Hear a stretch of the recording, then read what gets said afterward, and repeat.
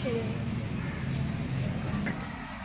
ये कब तक यूं ही गिरी डंडा ऐसी उड़ाता रहेगा? तुमको तो जैसे कोई फिक्र ही नहीं है। तालीम का जमाना निकला जा रहा है। वालिदा साहिबा ने इस खाकसार के मुतालिक ये अल्फाज वालिद साहब से उस वक्त कहे जब वो बेचारे दिन भर के थके मांदे रात को हुक्का पीते पीते सो जाने के करीब थे। चौंक कर जवाब दिया, क्या कहा? तालीम का जमाना निकला जा रहा है, हालांकि अभी तालीम का जमाना आया है। बहरहाल मैं भी इस फिक्र में हूँ, ये कोई माकूल सा मास्टर साहब मिल जाए तो सिर्फ इन्हें पढ़ने बिठा दूँ। इस वक्त एक अधेड़ उम्र इंसान बहैसियत मास्टर के वालिद साहब खुदा जाने कहां से पकड़ लाए और बच्चों को उन हजरत के सुपुर्द कर दिया। मास्टर साहब इन बच्चों को तालीम देनी है। जी जी ठीक है। अगर उस्ताद काबिल और शागिर्द ज़हीन हो तो कोई वजह नहीं कि तालीम कामयाब न हो।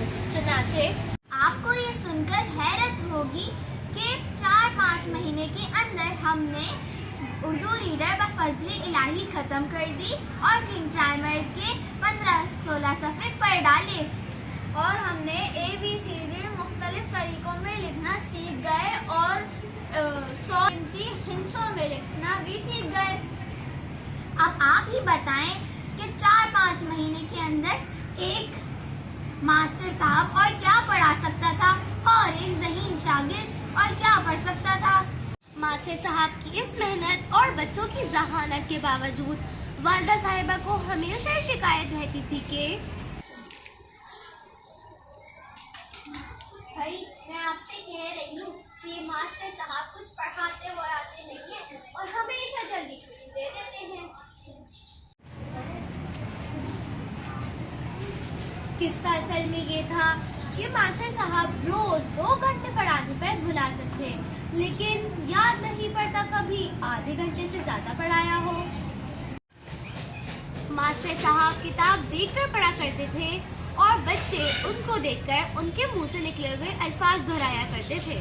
चलो बेटा कल का सबक सुनाओ। अरे पढ़ो भाई। आप पढ़ेंगे तो हम पढ़ेंगे ना। ओ हाँ, रब का शुक्र अदा कर भाई, रब का शुक्र अदा कर भाई, जिसने हमारी गाय बनाई, जिसने हमारी गाय बनाई। शाबाश, बहुत अच्छा सबक याद है। चलो अब लिखने की मशक करते हैं।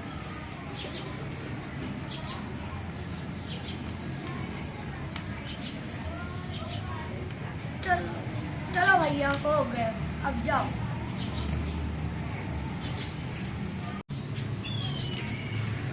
बहरहाल बच्चों की पढ़ाई जारी थी और बच्चे फाजिल हो जाने के करीब ही थे कि एक दिन वालिद साहब को उनकी पढ़ाई का ख्याल आया और उन्होंने बच्चों को पास बुलाकर पूछा,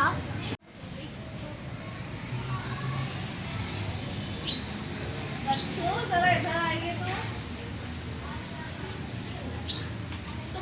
आप लोग इंग्लिश रीडर कहाँ तक पढ़ चुके हैं? आधी किताब पढ़ चुके हैं। अच्छा, जरा बताइएगा ये कौन सा हरूफ है?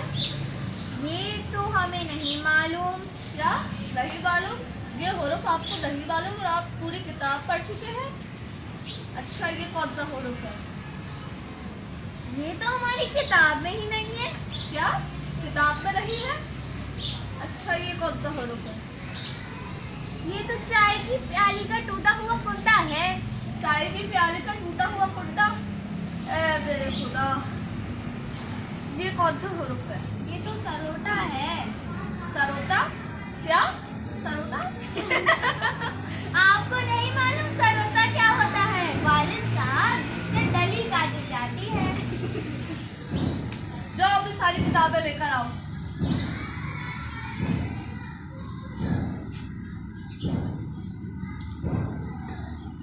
वालेकुम। जाओ, आपके मास्टर साहब आ गए, अपनी पढ़ाई मुकम्मल करिए।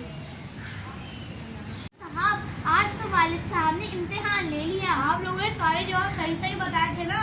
उन्होंने हमसे ये अल्फाज पूछा था, मैंने तो बता दिया था कि प्याली का टूटा हुआ कुंडा है। हाँ हाँ, मैंने भी सही बताया था। उन्होंने वैसे ये पूछा था, मैंने बोला ये तो सरोटा है। यार, आप लोगों ने इसको सरोटा बताया?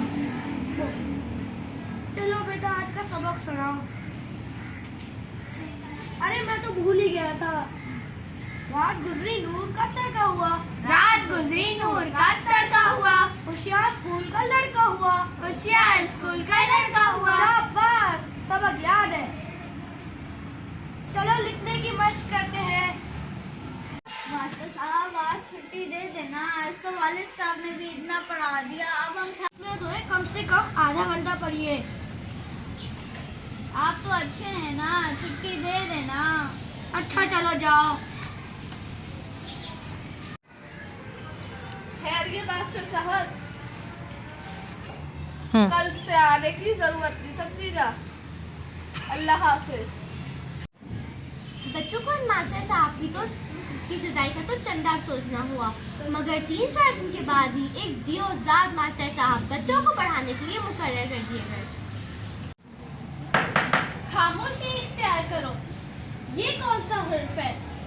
ये चाय की प्याली का टूटा हुआ कुंडा है। चाय की प्याली का टूटा हुआ कुंडा, ये पी है। ये कौन सा हर्फ है? ये तो सरोता है।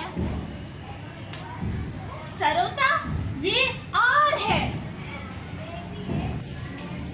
बहरहाल बच्चों, मास्टर साहब की इन जफाकारियों का नतीजा ये जरूर हुआ कि बच्चे चाय की प्याली कुंडे को पी और सरोते को आर कहने लगे। शुक्रिया।